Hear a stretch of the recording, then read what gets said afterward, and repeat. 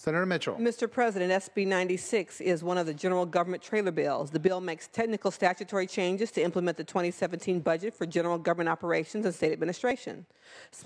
Significantly, this bill makes changes to admissions and operational guidelines for the Veterans Homes of California system, including the prioritization of veterans with a service-connected disability of 70% or greater.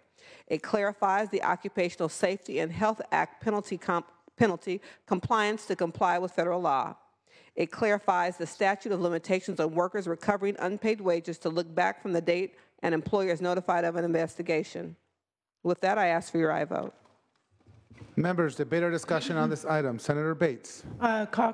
Republican caucus, please, in the Cox Lounge. Members, Republican caucus in our Cox Lounge.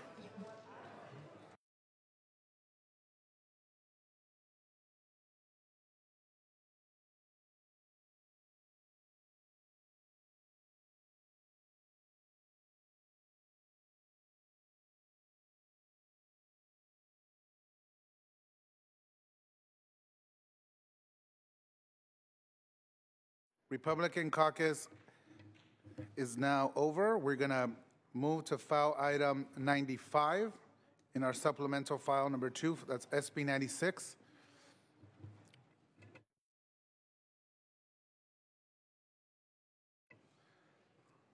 Senator Mitchell. I presented already. Senator Mitchell presented already. Perfect. Senator Nielsen. Is this on, we're on 95? Correct. File item 95, SB 96. Mr. President, ladies and gentlemen, Senator, I'd like to bring some points to mind here.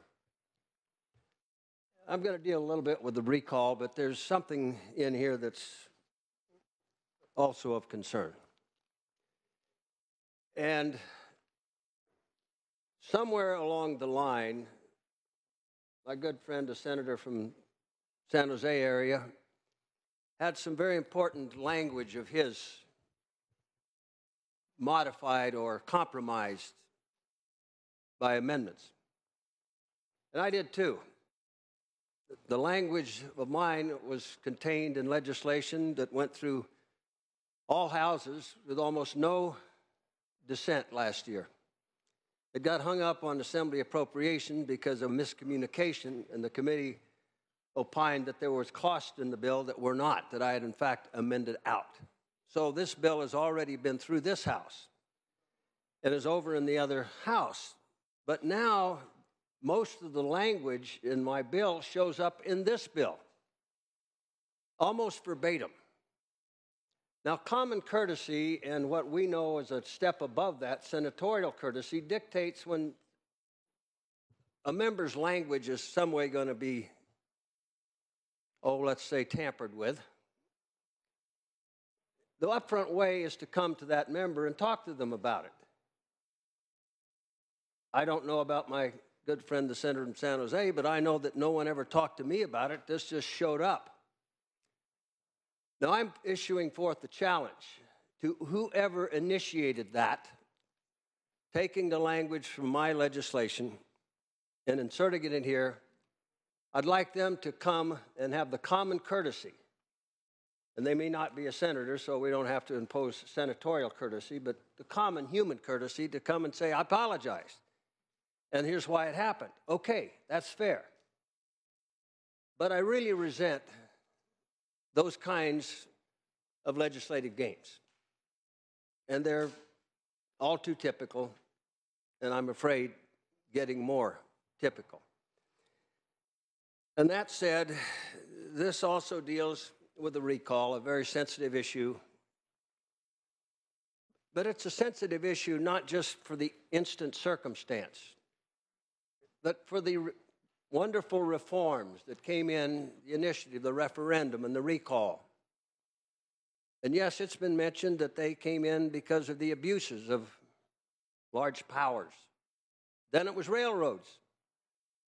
Today, labor is one of those abusive powers here.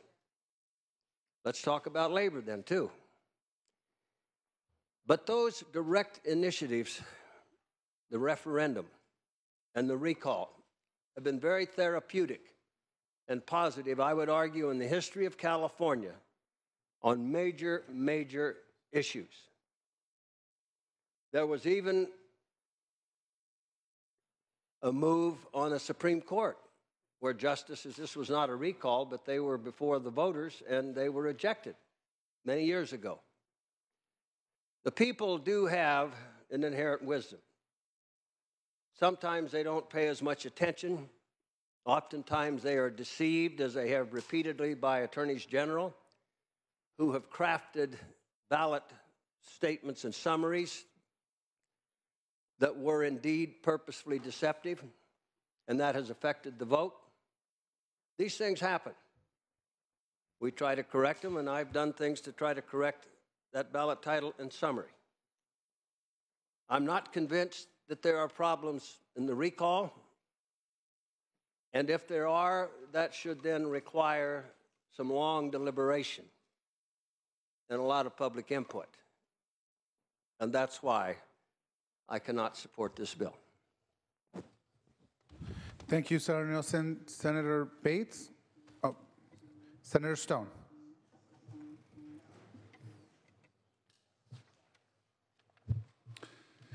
Thank you, Mr. President, and ladies and gentlemen of the Senate.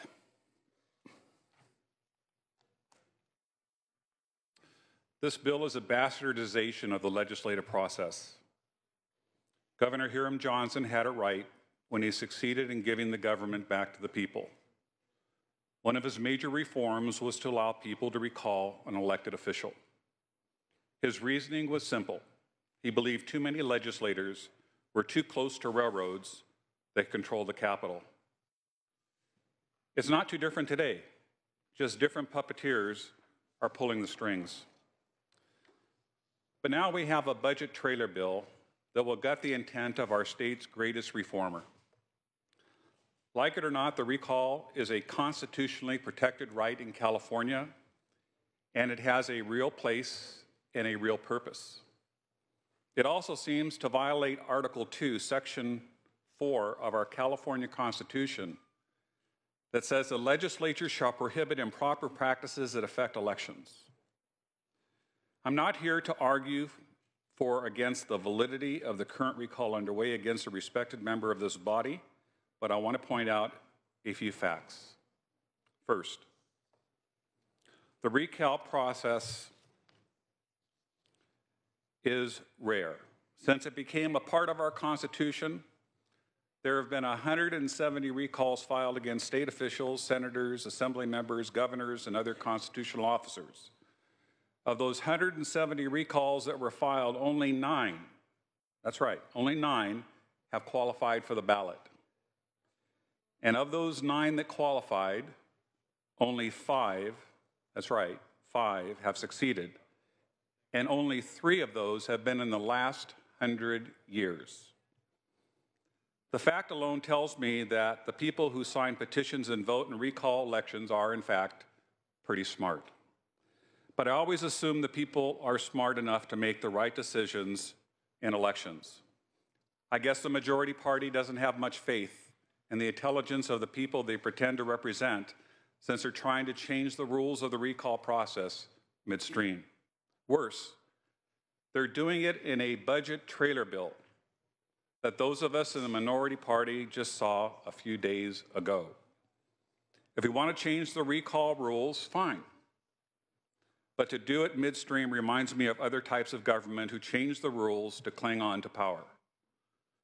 In 2013, Vladimir Putin changed the rules of his parliamentary elections in Russia after the campaign began to let him hold on to power. Earlier this year, Paraguay's president moved to change the rules that govern his country's elections to hold on to power in a move that many fear is a path to dictatorship. Again this year, another country, this time Cambodia, made moves to prevent opposition parties from campaigning because it may, quote, threaten national unity, unquote. These changes happened after the campaigns for president were already underway, and the press has called this move a triumphant of dictatorship. Is California going to become another Russia? Is California going to become another Cambodia? If we want to change the rules of how our elections are run, we should do it in the open daylight instead of the darkness of budget trailer bills. Believe me, I understand what's at stake in this recall against my good and respected colleague from Orange County. But with 170 recall attempts over the past 100 years and only 5 of them succeeding, I think changing the rules that have clearly been working is a move that would make Mussolini proud when he changed the Italian government bit by bit to eventually become a dictatorship. The recall was introduced to give power to the people over the railroads who controlled our government at the time. The recall is still useful today to protect the people from the special interests, like the California Nurses Association, who have threatened to defeat anyone who won't support their single-payer bill, maybe even by recall. If we were to pass this, you would basically make recalling an assembly person almost impossible with the timetables outlined in this trailer bill. Members, please show some courage. This bill is an abuse of the process. Despite that, history has shown that the people can decide for themselves whether or not a recall attempt is justified. Changing the rules midstream to cling to political power is beneath us all, and this trailer bill does a disservice to those of us who want to support all the other good items in it, including veteran issues. If the majority party wants to do this, I suggest you show some courage and run the recall language in a standalone bill and just put an urgency clause on it. Then at least you'd be intellectually honest and not deprive those of us who want to support many of the provisions of this trailer bill from doing so and allow the public to weigh in on these important issues.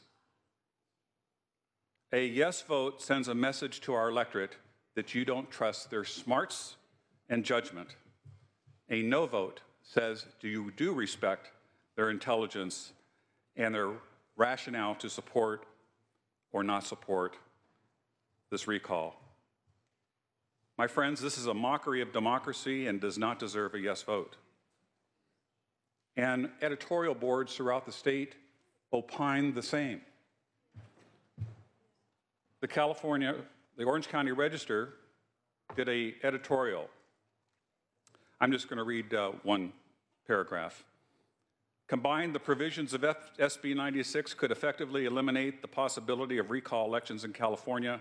A change of this significance deserves due consideration in the legislative process. We are not giving due process to the legislative process. I am going to vote no, which is saying that I trust the judgment and intelligence of our electorate. By voting yes, you are saying you don't trust the public, you don't trust their intelligence to vote on a ballot measure. Strongly urge a no vote on SB 96. Thank you. Senator Morale. Holy moly. Thank you, Mr. President. Members, thank you, thank you, thank you. Earlier today, one of my friends was talking about an immigration bill and how the Trump administration is becoming like North Korea. That's a serious thing. I don't think he's ever visited North Korea, but those people over there kill you for taking a poster. So that was kind of crazy. But I will say this, there was an article in a Wall Street Journal this Monday, and it was talking about the nation of Colombia, which is maybe a little bit closer to where we are than North Korea. And it talked about how they're one of the communist satellites of Cuba and some of the things that they're doing there to have political power. Now, we don't do half of the things they do, but we certainly do a lot of the things they do. Unrestrained power that is corrupting their country. And I believe this, too, is one of those bills which is just really wrong because, as it's been said over the years, absolute power corrupts absolutely. And this shows, I think, that's been shoved down our throats and citizens of California by the majority party and given an advantage to them. But also, you know, this legislature, I think we need to clean up our act, not just, you know, this bill is retroactive, so again, it's really just an end run, but we're supposed to be the best legislature in the world, we're told, but we have these kind of things going on behind closed doors meetings. We didn't even find out until Monday. And then plus, there's people on this floor as professionals wear T-shirts that say F off. I think that takes us to a lower level. I don't say that to pick on anybody. I just think we should raise our game. And I think hopefully you should agree with that. But anyway, our state was once at the forefront of a populist reforms to empower the people at the ballot box. And this bill betrays that heritage, ladies and gentlemen. It's why people say the system is rigged these days. We have 100 years of tradition and law, and it's gone. This is not a just law, but again, it's an end run. And why? Just for power.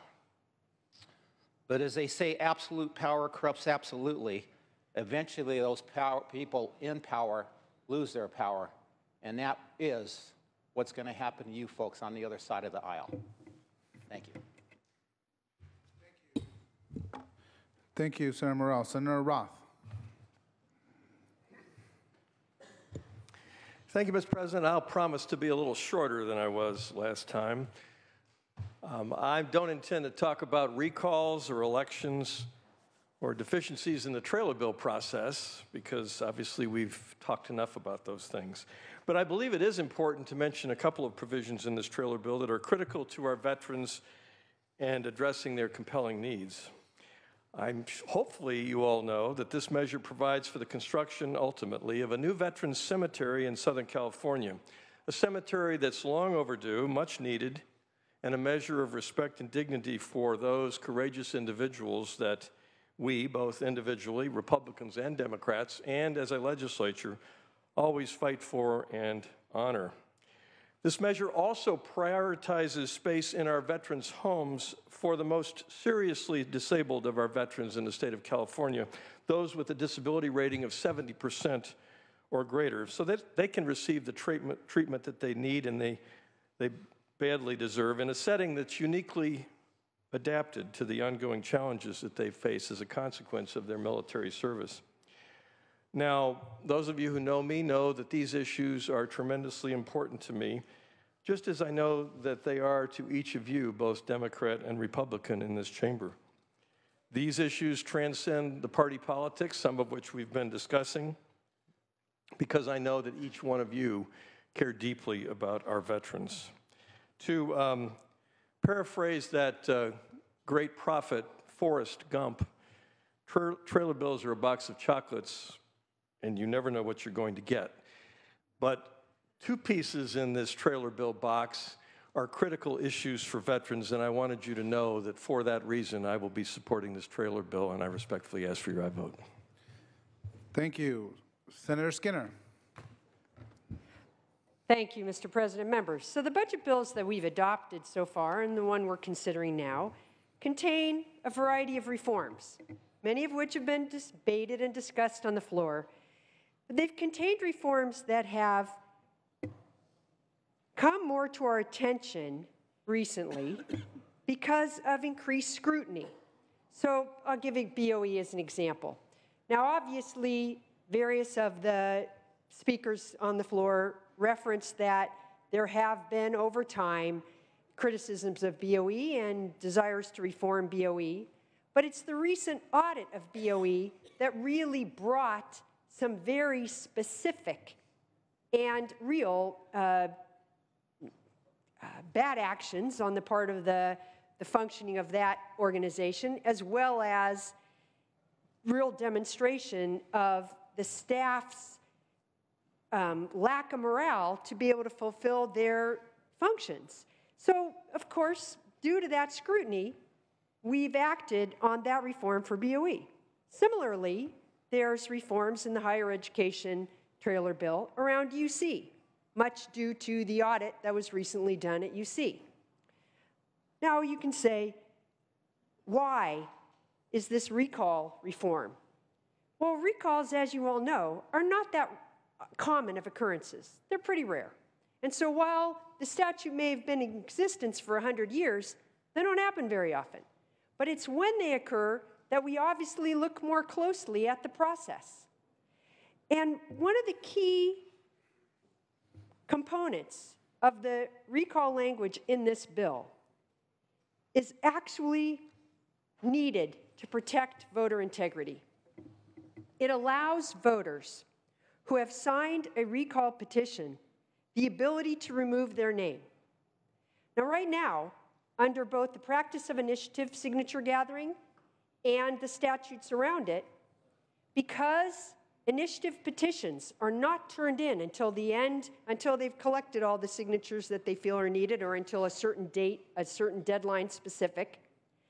If in that period of time you realize you've signed that initiative petition and you realize that you in fact don't agree with that, or perhaps you didn't read the attached document that showed the law that you were going to be putting into place due to that initiative petition, and later you did understand it, and you want your name off of it. You have the ability to do that now before the signatures are turned in. In a recall petition, that's not the case, because signatures are turned in on a rolling basis. So if I am presented, and you'll see, all of you have seen the signs in the current recall. The sign doesn't say recall Josh Newman. Excuse me, I'm supposed to refer. It doesn't say recall our senator from Orange County. It says repeal the car tax. Now, you sign that, you're not repealing a car tax. If you learn later that, whoa, wait a minute, I just signed something that's not going to repeal the car tax, and you want to get your signature off, and they've already turned them in, you don't have the ability to do so, denying voters a fundamental right. That is why I support this reform measure, and that is why I gladly stand and speak to it. Thank you. Senator Monning. Thank you, Mr. President and members. I also stand in support of this trailer bill. I appreciate the good senator from Riverside focusing on other elements in this bill. I will address the issues that have been addressed related to reform on recall initiative signature gathering. I think everyone in this body believes that the integrity of our electoral process is critical. In this nation, we're facing perhaps the greatest challenge of voter and citizen confidence in our voting process based on an ongoing investigation of interference that's been agreed to by our intelligence agencies of a foreign government attempting to interfere with our election process. That's our headlines every day. And now we're engaged in an election reform discussion in California where some of my good colleagues have stated, well, this is an insult to the intelligence of voters, that they somehow are susceptible to being misled in the signature gathering process.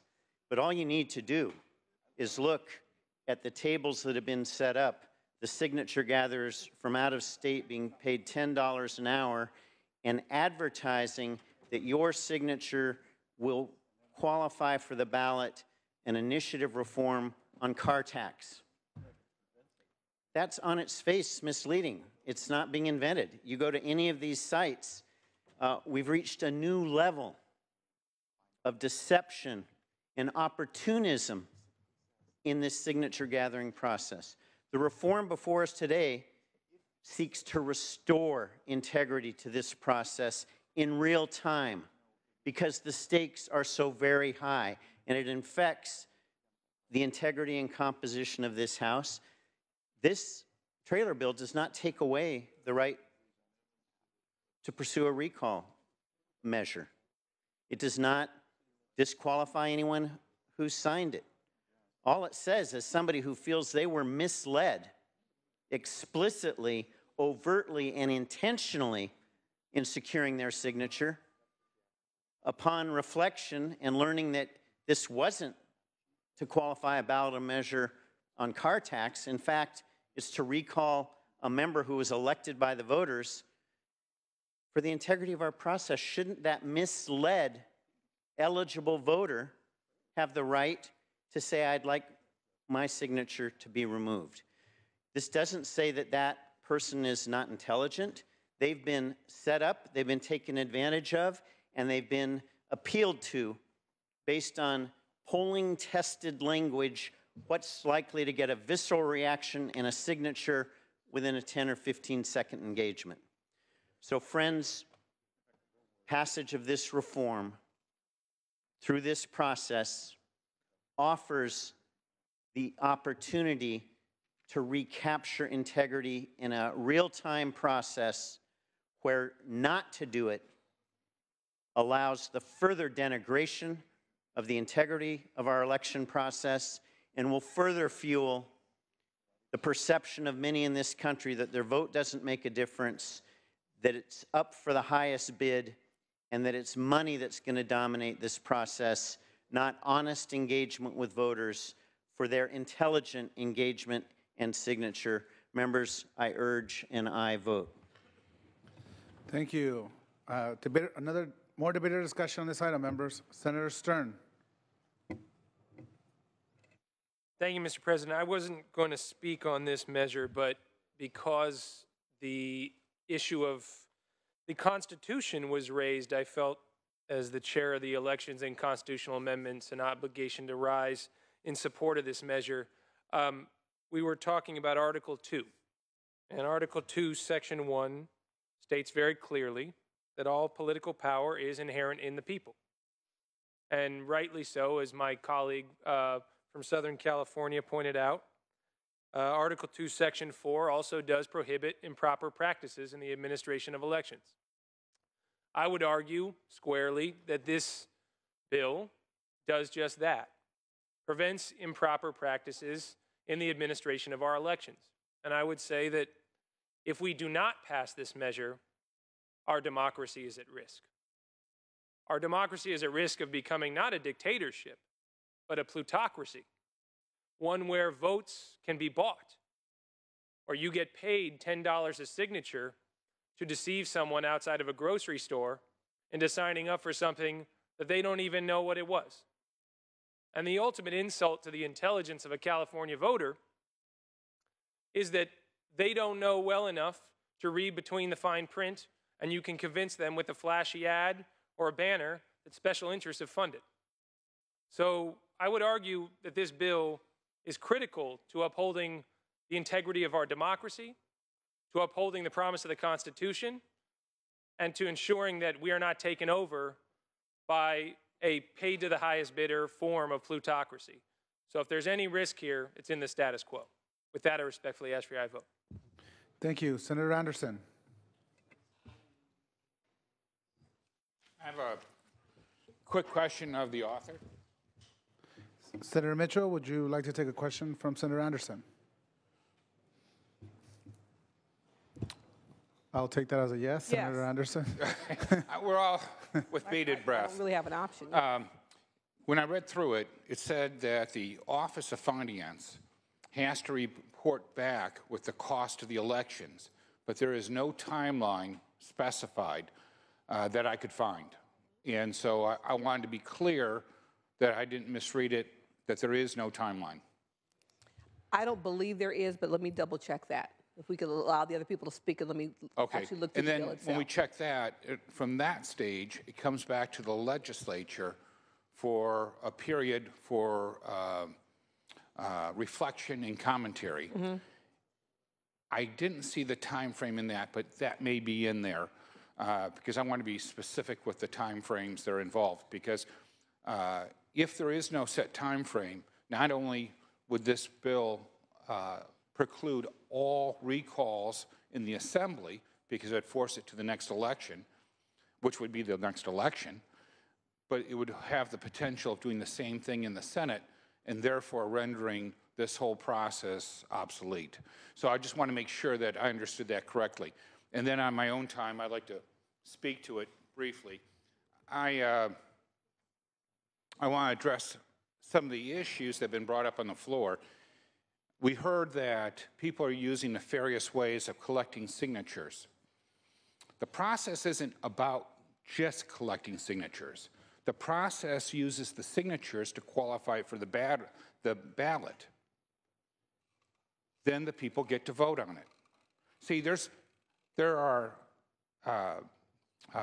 checks and balances through the process. When this was put together, it was cleverly done so that if somebody did, in a nefarious way, collect those signatures, those very same people would have a chance to vote on it in the ballot. Now, I will tell you a little bit about politics for all those who are watching who may not know. If your opponent could find one person who was tricked, he would use, or she would use, their campaign money, of which, when you're in a recall, there is no cap on how much you can collect from any single donor. So you have a limitless amount of money in that recall to promote those people and talk about this in a very public way. Jeff Denham, who was a senator on this floor, was a target of a recall.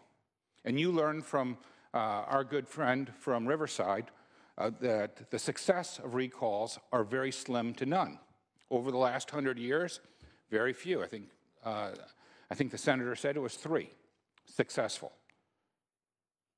In that particular recall, more money came from out of state than from any single donor in state, and yet Senator Denham is now Congressman Denham because he was given the path to explain to the voters with the money that he raised his case, and he made his case strongly, and people understood that forces outside his district were the impetus to that recall. So when we talk about how they're using nefarious ways to collect signatures, let's not neglect that those same smart voters will have a second bite at the apple because they'll have a vote. And during that voting process, there will be mailers and communications from both sides stating their cases. So if you're saying that you don't trust them to twice get it right, then you should vote for this. But I trust the voters. I may not always agree with them, and fortunately, so far, they all have agreed in my district with me. But I think that to turn around and say that somebody could nefariously run this whole process, that's just, the numbers historically would be different. More people would have been recalled if that was the facts, if that was the truth. It isn't. It's very simplistic to think about, well, if I only get it on the ballot, then of course they're going to lose. The second element I wanted to speak to was I'm very disappointed of all the trailer bills that we could have chosen, that we chose to do this on the backs of our veterans. You know, there are elements of this, as my second colleague from Riverside spoke of, that are very important to our veterans. And it kills me to have to vote against this. I think about those veterans all the time. I think about how they signed up to protect our liberty. And yet, what no foreign country has taken through force, this body is going to steal from the people today if we pass this bill. Think about that. What no country has taken by force because of our veterans, we're going to give away, or we're going to take from the people. Shifting the power from the people to the Senate or to the legislature, insulating legislators from being recalled, that doesn't empower people. It strips them of the voice that they have. When you think about what's happened over the last few years, whether you agree with these arguments or not, but we had SB 277, and I believe one of our members was the target of a recall, an unsuccessful recall with that. But those people had a right to have their voices heard, and yet today, if this passes, they wouldn't have a chance in the world to pass that. The second is we have other groups out there too, grassroots groups that work organically. The only way a recall works is if it's organic. It cannot be initiated from out of your district and be successful. When you think about the ones that have been successful, at least the ones that we know of, Doris Allen and some others, those were successful because they were organic to their districts. So, members, I'd like for you to think long and hard about this. You know, no senator is above the law, and we all should be working in the confines of empowering people. I urge a no vote. Thank you. Senator Morlock. Thank you, Mr. President. Here we are having another fun debate, and it brings memories of other actions over the years to mind. The first one that comes to mind is a group down in Southern California worked really hard to put a ballot measure together. They called it Paycheck Protection. Once again, probably the third attempt at this effort. And it was very successful in gathering the signatures, and it got on the ballot. It was a ballot, it was Proposition 32. Polling was done, and it was determined that it would probably pass in the primary. So the legislature did legislation and decided that any ballot measure proposition that gathers signatures, those ballot measures should be put on the November ballot. And those that are approved by the legislature could be put on the primary ballot. Clever move, brilliant. And so Prop 32 was put on the November ballot instead of the June where it should have gone. And it lost. Just recently, like maybe a year ago, 2 years ago, down in Southern California, we had the Air Quality Management District, and there was a move to take the mayor of Santa Ana off the board, and they put a city council member from Lake Forest on, and all of a sudden, the majority of the board became Republican. It was one Republican more than the Democrats. So this legislature comes up with a bill that says, let's add 2 more seats to the AQMD.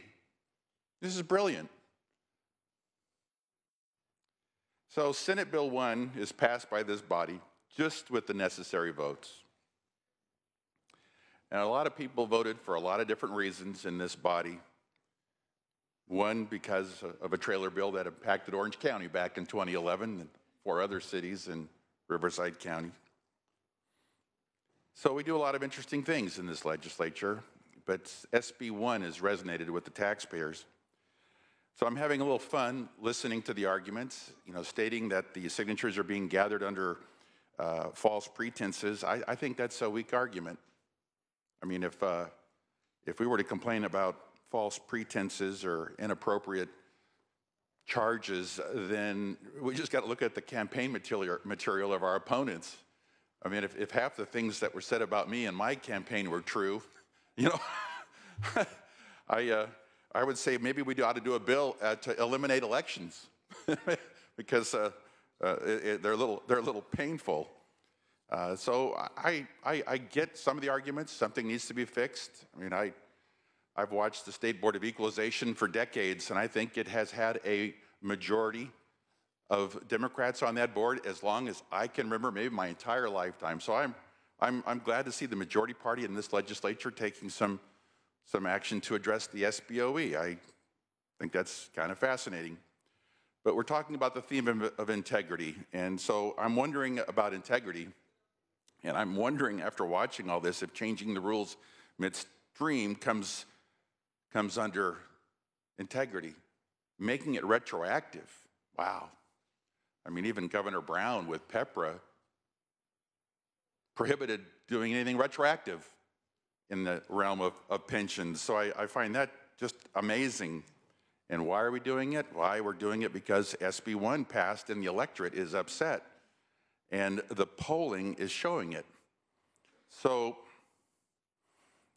this bill is brilliant. Clever, manipulative.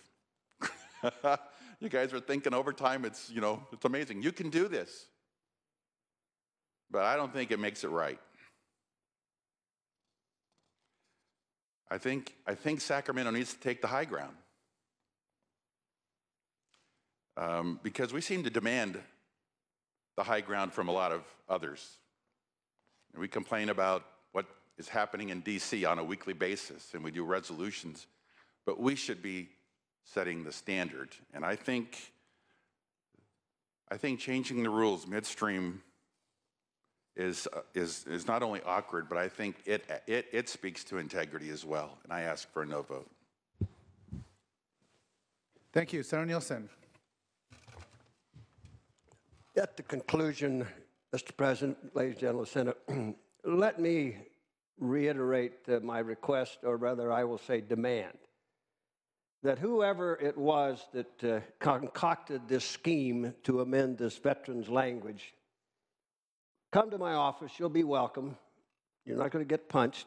You'll get a generous handshake, and I would just like an apology and an explanation. And maybe my colleague from San Jose should receive the same visit. And further, though, I would admonish that individual or those individuals to explain to the veterans community why what such trivial and despicable games would be played on our veterans. To you who are worried about a conflicted vote here, the bill that I have told you about is over in the State Assembly. I would welcome you to join me as a co-author on that bill. And see that then you would be covering your bases.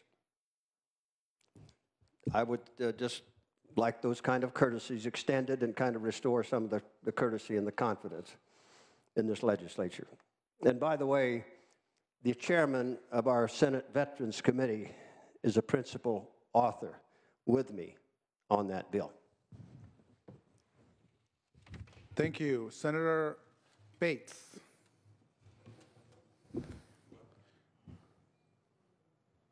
Is Banna go first?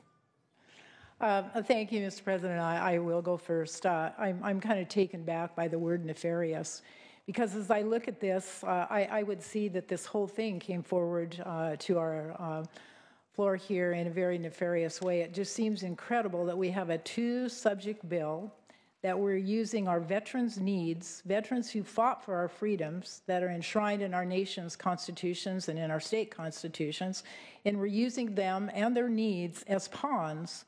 So when I vote for this bill, we take away the very freedoms they defended with their lives.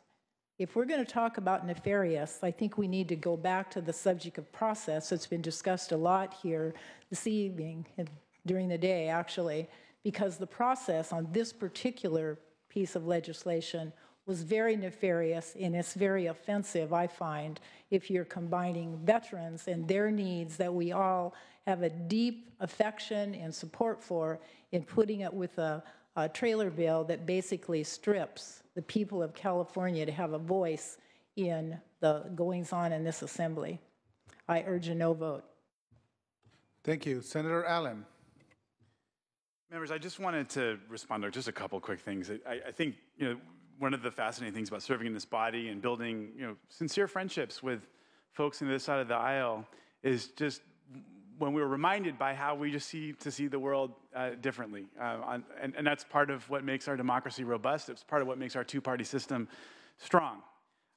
When my good friend from Alpine talks about shifting the power of the people away, I just can't help but feel as though part of what's at play here is that my friends from the other side of the aisle want to shift a decision that was made in a very high turnout election last year, to a much smaller kind of hand-picked electorate to kick him out. And it just, Democrats tend to want, to make sure that more people participate in the process and that our elections really do reflect a much broader sweep of the electorate. And that just kind of comes to mind every single time I see these sorts of debates, and it's something that frankly disappoints me about my Republican colleagues. I will just want to make two little clarifications. One of them, first of all, just for everybody to know, there is absolutely no way that any proponent on either side can look at the ballot signatures until after the determination as to whether the recall has been successful or not. So, and in fact, the only people besides election officials who are ever allowed to look at the signatures are the proponents of the recall effort if that effort fails. And that's according to Government Code 6253.5. So just to make sure that's very, very clear to everybody. And ultimately, this really is about, why is it that we need to do this so quickly? I think it's about responding to a very serious situation on the ground. It's been reported on in the LA Times. It's been reported on in the Orange County Registrar that was mentioned. We've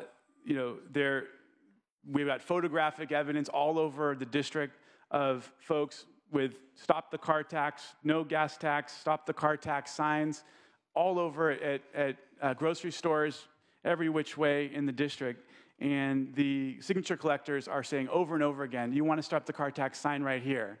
It's incredibly misleading. All this bill is doing is allowing people who feel as though they've been misled to have the opportunity to rescind their signature. Once again, those signature lists cannot be looked at by anyone associated with the Newman campaign or the California Democratic Party, and that's right in Government Code 6253.5.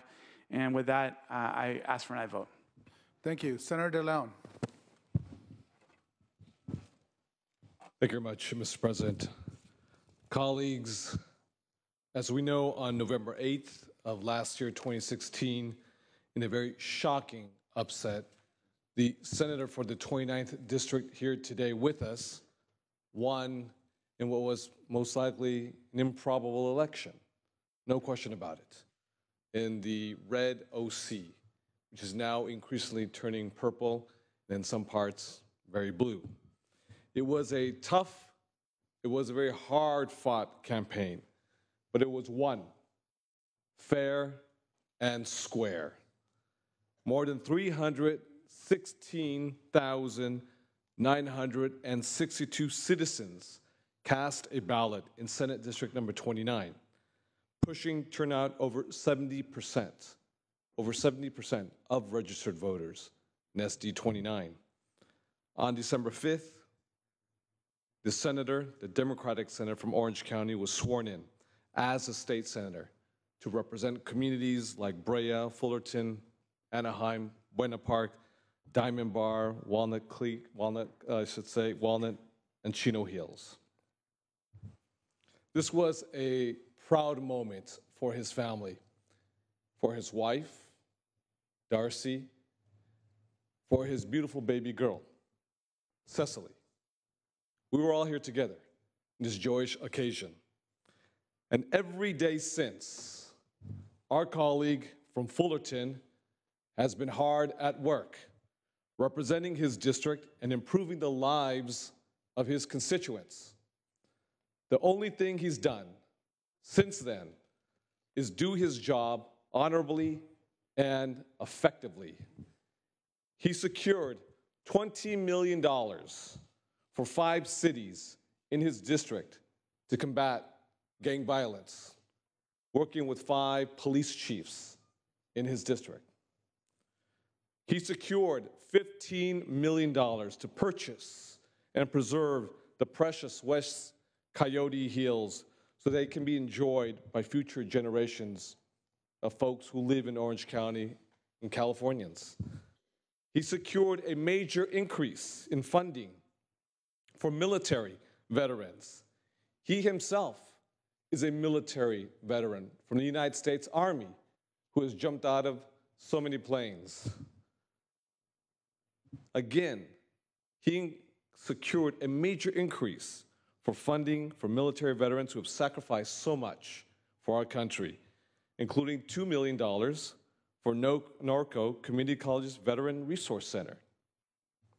He helped broker a compromise to ensure family members could continue to attend the same schools as their older siblings, working in a bipartisan manner with former state Republican leader Bob Huff. The former Senate Republican leader, Bob Huff, who we knew was always a champion in this Senate for schools of choice.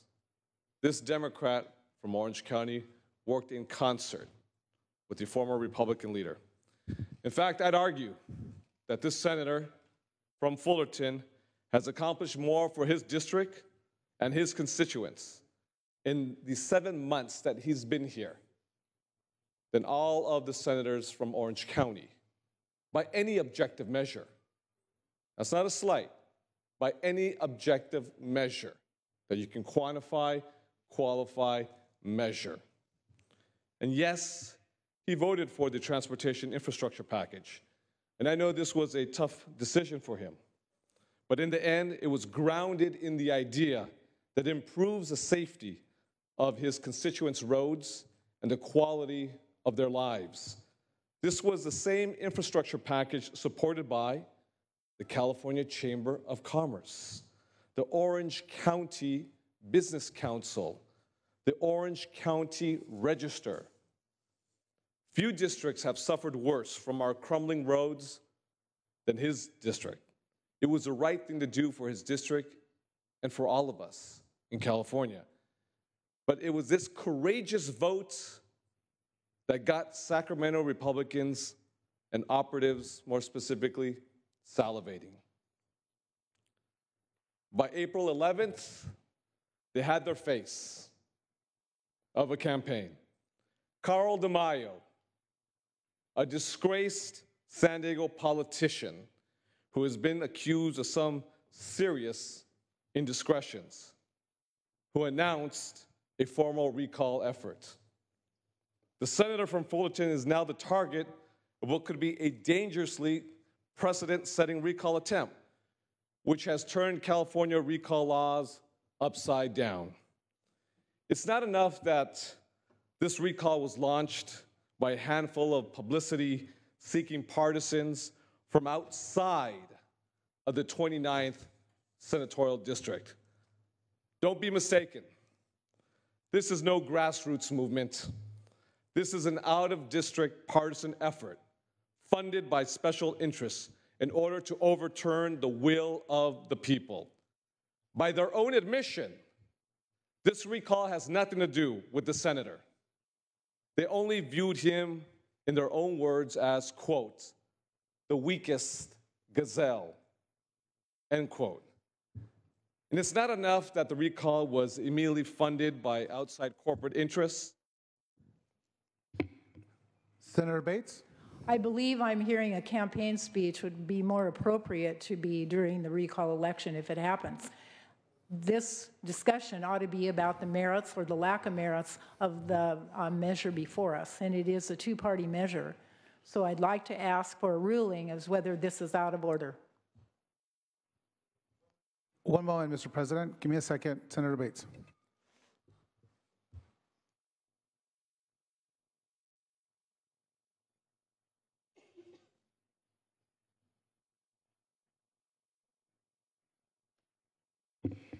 Thank you. Senator Bates, Senator DeLeon, we, after conferring, we will implore you to stick to the measures, to the issues relating to the measure at hand. Thank you. Thank you very much. Just want to add a little context, if you will, a little background with I think is very important for those who are viewing this in real time.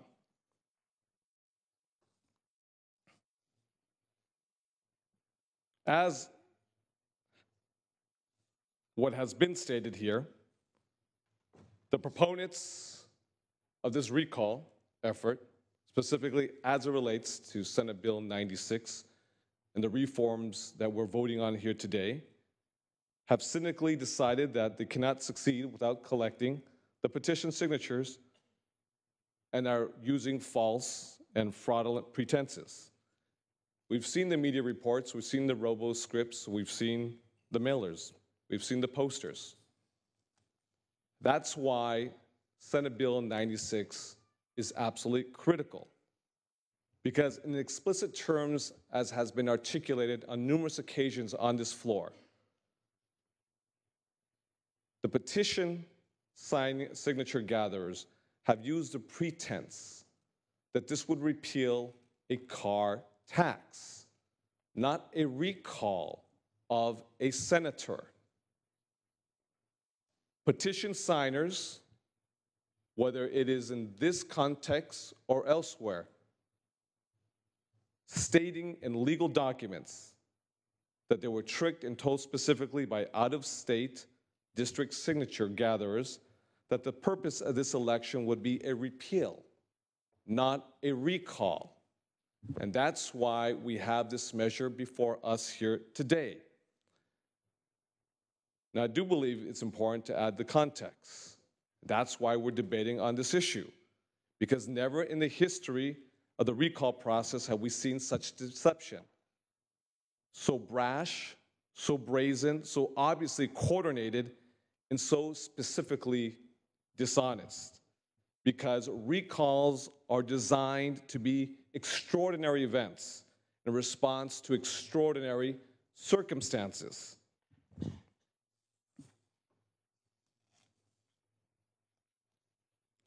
This measure will give voters a reasonable period of time to remove their name from a petition, as allowed under current law.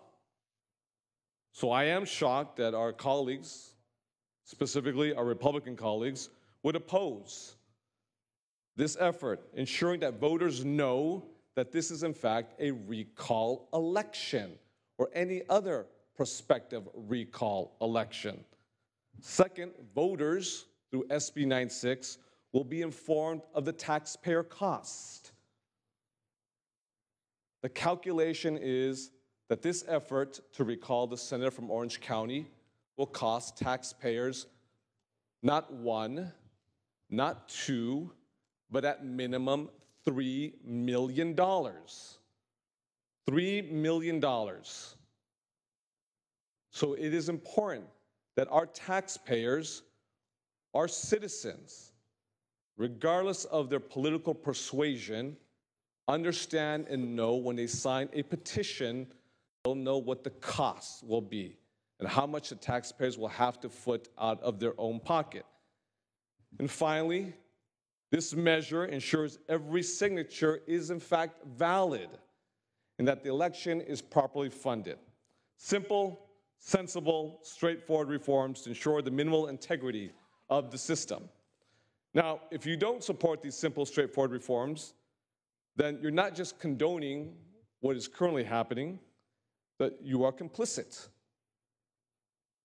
in the fraudulent pretense of what is happening with the recall process. And that is why we are moving forward with this measure. Now, I understand there is opposition to this measure. There are those who are in support of this measure. But we want to be very transparent and upfront because the language is drafted there. So finally, I would just say, what would you be afraid of? Why shouldn't petition gatherers, those who petition the signatures, be carefully counted? Why shouldn't petition signers be given adequate window of opportunity to remove their signatures if, in fact, they choose to do so? Why wouldn't voters be presented with information about the fiscal costs of a recall election? And if the process is legitimate, you have nothing to fear.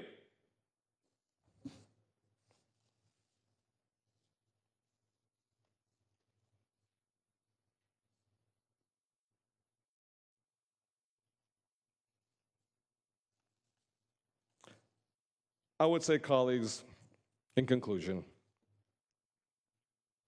when they attempted to recall the senator from Sacramento, as made reference here a few moments ago in Senate Bill 277, the issue, vaccinations. I don't recall the petition gatherers selling the idea of a recall of the senator of Sacramento on other issues that were not germane to the issue at hand, no matter how controversial it may be on the issue of vaccinations. Didn't happen. I have no proof. We have no proof of it. I don't know if the senator, maybe the senator could speak to the issue himself, but I saw no proof.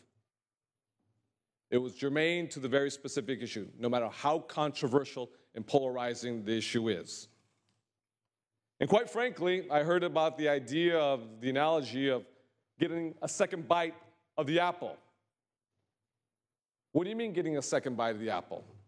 That the voters themselves can choose and make their own decision. Of course they can. But to get the second bite of the apple and to firstly go through the process of fraudulent signature gathering based on false pretenses, then you're in fact validating fraud to begin with, securing the signatures on false pretenses, but that's okay, because the voters themselves will get a second bite at the apple. They're smart enough. I think voters are smart enough to see through a recall in a cynical ploy to undermine democracy as we know it today. Colleagues, we cannot turn a blind eye to this coordinated coup intended to undermine the will of the people. If you believe in democracy, in free and fair elections, and in the will of the people of California, then the least you can do is vote to uphold minimal standards of integrity and ensure our recall qualification process is free of fraud and trickery. I respectfully ask for an aye vote. Thank you. Senator Morale. Thank you, Mr. President. Members, how are you guys? Just a couple of short comments. Because most of all, what's being talked here is, I think it's confusing. We're talking about the gas tax versus the recall, and so your side seems to think there's some deception there. But in all transparency, there's been no mention that you guys are trying to run out the clock. You know, there's no specific days. We're not sure if this can go an extra 100 days before we can vote 120. So I don't know where the transparency is with that, but that should be something your side should talk about. And then the only other, because I think, again, you want to run out the clock, but the only other thing is I'm grateful to the senator from Los Angeles. First time on this floor, I've heard somebody on your side of the aisle worried about cost, and I'm wondering if he's becoming a Republican. So thank you very much. Thank you, Senator Morrell. Additional debate or discussion? Senator Newman. Thank you, Mr. President. Fellow senators, esteemed colleagues, I rise here today to clear the air and to provide some context and hopefully some clarity here. As you know, I seem to have a bit of a personal interest in today's floor debate. I don't mean personal, as in the case where a legislator has a friend or a family member affected by an issue that spurs them to author a law to address and solve a particular problem. I mean personal, as in personally existential, as in whether or not I'll have the opportunity to stay here in this august body to represent the people who voted just this past November to send me here to do just that. In the words of the British political observer Samuel Johnson, when a man knows he's going to be hanged in a fortnight, it concentrates his mind wonderfully. This robust, embracing political debate, which we're having today, with all of its rhetorical, political flourishes and witty asides, turns out to be far more personal and direct than I ever would have imagined as I embarked upon my own journey to this body, to this seat, just over 2 years ago. Prior to my service here, as many of you know, I'm proud to have had the opportunity to serve as an officer in the United States Army. And I consider myself equally grateful to now have been afforded this second opportunity to serve here. I could not have been prouder, as the pro tem mentioned, last December, just a week after my very close election was finally called, to have taken the oath of office here with you, my fellow senators, right here in this chamber. As my colleague, the senator from Riverside, will attest, the oath we took happens to be the exact same oath we both took to become officers in the United States military. It begins with a solemn pledge to support and defend the Constitution of the United States, and in our case, the Constitution of the state of California, against all enemies, foreign and domestic. And it closes with the vow to well and faithfully discharge the duties upon which we have entered. So that, my colleagues, that's our guidepost. I'm reminded of that obligation and that commitment at the opening of every floor session here, when we proudly recite the Pledge of Allegiance at the opening of session, just as we did today. Since arriving here and taking my place as a California State Senator, I haven't lost sight of that for even one moment. And it was in the spirit of that solemn obligation, that commitment to well and faithfully discharging our duties, that I've cast every single vote since taking my seat, to include my aye vote on that evening in the beginning of April for SB 1, the Road Repair and Accountability Act.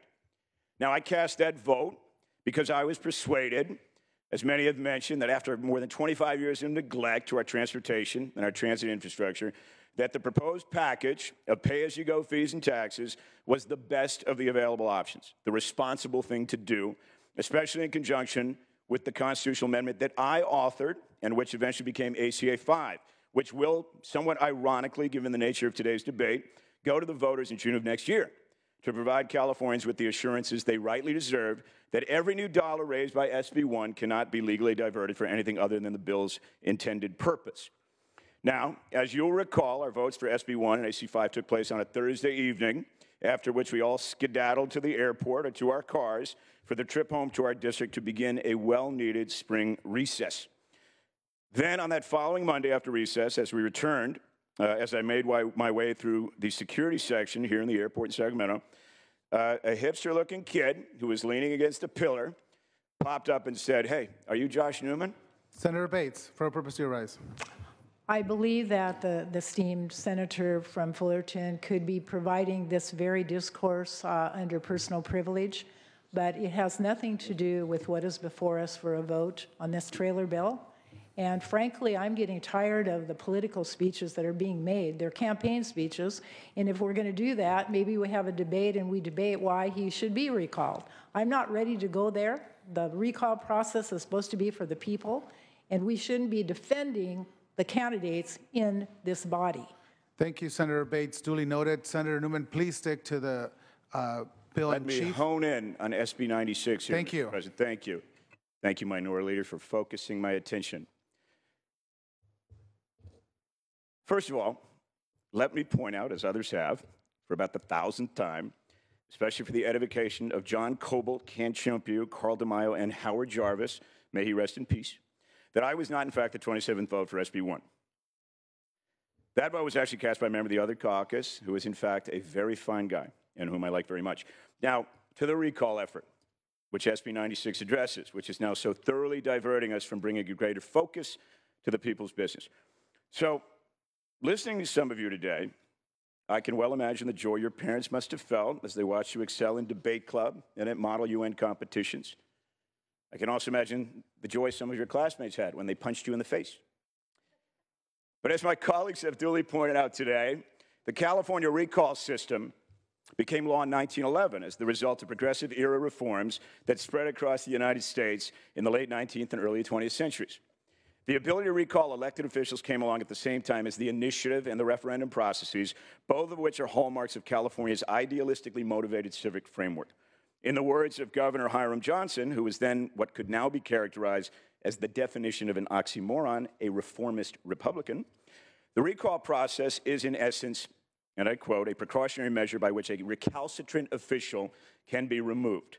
Now, I may be many things, but I hardly think I can fairly be described as a recalcitrant official. I haven't even had time here to become recalcitrant.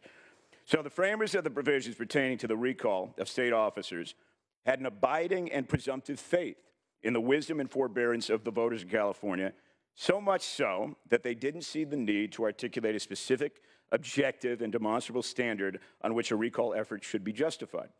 Likewise, most Californians still presume, innocently, but often erroneously, that an effort to recall a duly elected official would naturally entail some level of malfeasance or at least some kind of material breach of the public trust. Now, this is, of course, not the case. Consequently, in my case, it's nothing of the kind. It's a pretext of the most cynical and calculating kind in the form of a vote taken by 27 of us, all on the same night, a vote made in good faith, based on reasonable arguments and in the service of the common good as we have collectively defined it through the legislative process. Now, people who are similarly unsteeped in the intricacies of constitutional... Senator Bates, for what purpose do you rise? Republican caucus in the Cox Lounge, please.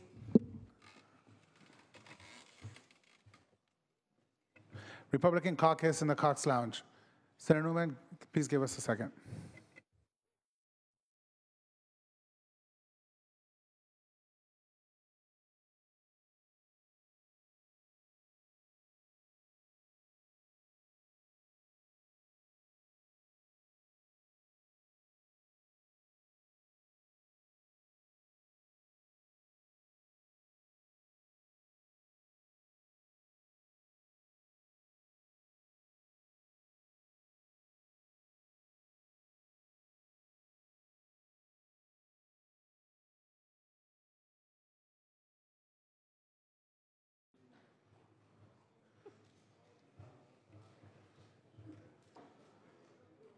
Senator Newman, would you like to proceed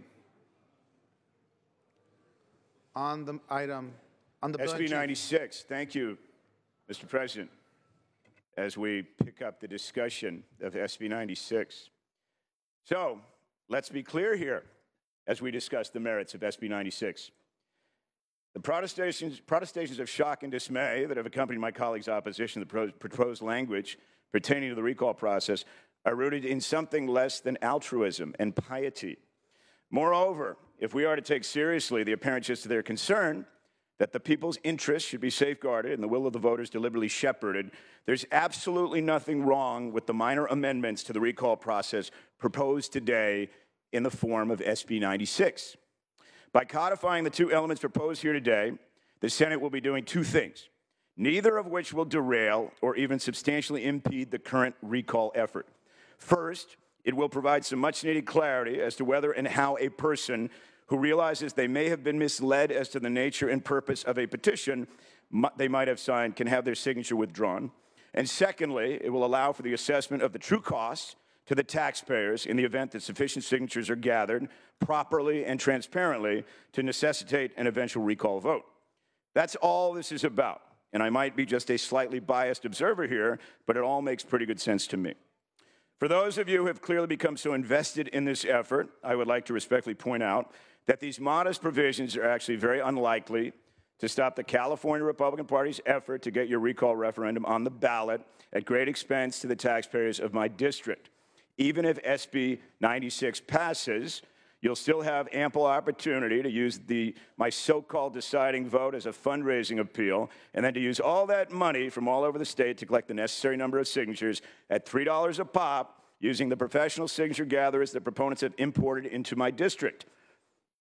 For those of our colleagues in the chamber today railing against the profound injustice of SB 96 and its proof of the imminent demise of democracy and civilization as we know it, this reminds me of those bank robbers who, upon making their getaway, open up the money bag, only to discover that the poor, terrified teller that they just robbed at gunpoint has had the temerity to place one of those exploding ink pellets among the bills, indelibly marking their loot. And they look at each other and say, "Can you believe it? These days, you just can't depend on anyone to act honorably anymore." My goodness, what is the world coming to? I would respectfully point you to the motto of this body up there, Senators, on the frieze in the front of the chamber, below the portrait of George Washington. Senatores est civitatis libertatem tueri. It is a senator's duty to protect the liberty of the people. This is exactly what the proposed language in the bill endeavors to do, nothing more and nothing less. SB 96 will go a long way towards ensuring that the foundation of our democracy, our electoral process, remains fair, open, honest, efficient, and transparent, thus ensuring that both the will of the people and the ability of their elected representatives to carry out their will is preserved. Now, let me point out, for the avoidance of doubt here, that I am not the author of these provisions, nor did I request their inclusion, and I will be abstaining from voting on this measure today. I would, however, urge my fellow colleagues here to vote your integrity and vote your conscience. Thank you very much. Thank you. Senator Mitchell, to close. To close, sir, yes, thank you very much. Colleagues, since we've heard lots of references to the history of the referendum process and the recall law and how old it is. Let me just share one fact that I don't think anyone raised. Since 1994, there have been 31 separate sections relating to the recall process that have been amended either for substantive or technical reasons. Some of the more substantive bills included changes to circulator eligibility requirements, recall petition formats, signature verification procedures, procedures for filing vacancies after a recall petition is filed, and, again, signature withdrawal procedures. And all of those bills, just like the measure before us today, were written from a perspective of protecting the vote in our democracy. I would remind us that this measure, the actual language before us today, narrowly allows voters the functional ability to remove their signature only if they choose and once they know it's being used to initiate a recall election. My colleague from San Diego posed a question a while ago with regard to the timeline. If there is language in the measure that outlines a time by which the Department of Finance has to make their fiscal determination. I have a copy of the AB version of this bill, which was at my immediate disposal, colleague from San Diego. So I'm looking at AB 112, page 14, lines 24 through 32. And you are correct, there is no reference to a timeline by which finance has to make their determination. There is a timeline, however, on lines 28 through 31 that states that the Joint Legislative Budget Committee has 30 days to review and comment on the estimates submitted by Finance. That is where That is the only reference to a timeline per your question in the bill. With that, colleagues, I ask for an aye vote on SB 96. Secretary, please call the roll. Allen. Aye. Anderson. No. Atkins. Aye. Bates. No. Bell. Aye. Berryhill. Bradford. Aye. Cannella. No. De Leon. Aye. Dodd. Aye. Fuller. No. Gaines. Galgiani. Glazer. Aye. Hernandez. Aye. Hertzberg. Aye. Hill. Aye. Hueso. Aye. Jackson. Aye. Lara. Aye. Leyva. Aye. McGuire. Aye. Mendoza. Mitchell. Aye. Monning. Aye. Morlock. No. Morrell. No. Newman. Wynn. No. Nielsen. No. Pan. Aye. Portantino. Aye. Roth. Aye. Skinner. Aye. Stern. Aye. Stone. No. Vidak. No. Wykowski. Aye. Wiener. Aye. Wilk. No. Call the absent members. Berryhill. Gaines. Galgiani. Aye. Mendoza. Aye. Newman. Ayes 26, noes 11. The Assembly amendments are concurred in. Members, we're going to return to lift the call on file item 58.